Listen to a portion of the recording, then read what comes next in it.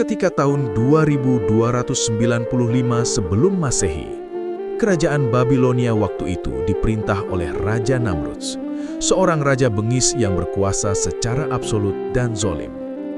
Kerajaan itu mendapat pertanda langka pada bintang-bintang bahwa akan ada seorang anak laki-laki perkasa lahir dan keturunannya akan memenuhi seisi bumi di berbagai penjuru bumi, dan dengan salah seorang keturunannya akan membunuh Raja Namrudz. Ketakutan terhadap kabar ini, maka ada perintah bahwa semua bayi laki-laki yang baru lahir harus dibunuh. Pada waktu yang hampir bersamaan, ayah dari Nabi Ibrahim, Azar, merasakan kebahagiaan sekaligus kekhawatiran yang mendalam karena ia mendengar kabar bahwa istrinya sedang mengandung seorang anak sesaat setelah ia dinobatkan sebagai panglima kerajaan. Lalu kedua putranya, kakak Nabi Ibrahim, Nahor dan Haran, memberi pendapat tentang persoalan ini.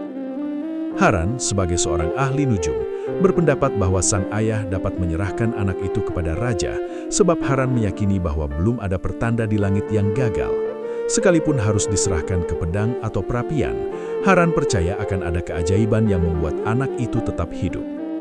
Sedangkan Nahor memberi saran supaya sang ibu meninggalkan negeri Babilonia selama beberapa waktu, sementara itu sang ayah dapat menyerahkan bayi lain sebagai ganti Ibrahim.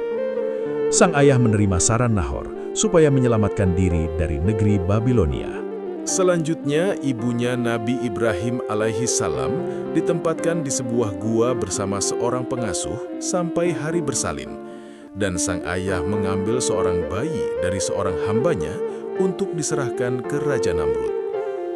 Ketika penyembelihan bayi dilakukan, Raja Namrud bergembira sebab ia menyangka ancaman bagi kerajaannya telah lenyap.